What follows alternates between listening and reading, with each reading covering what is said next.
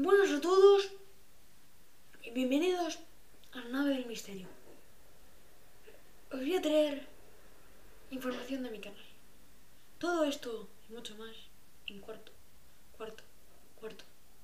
milenio.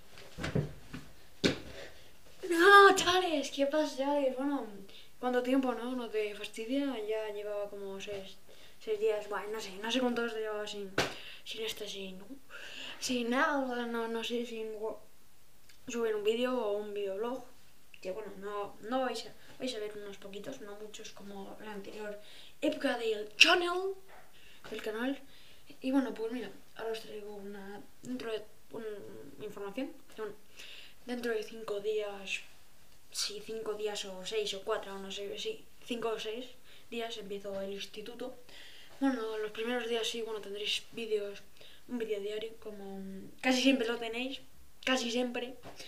Y pues los primeros días eran de sí, presentación, sí, hola, ¿cómo te llamas tú, Jorge? ¿Qué notas sacas? Sí, tal, estas, tú pringao la esquina.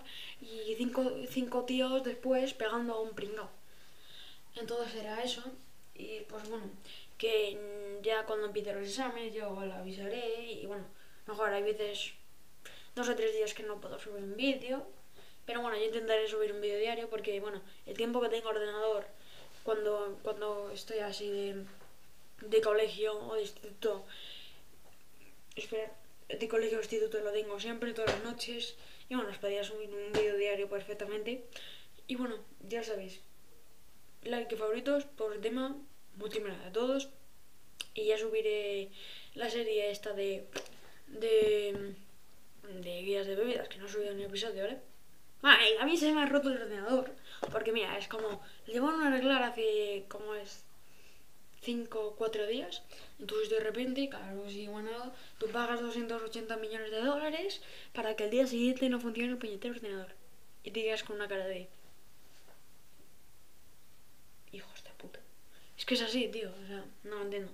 Bueno, ya sabéis, like y favorito esto de ese tema, motivan a todos. Y un saludo, chavales. Ya lo he hecho, pero lo digo otra vez.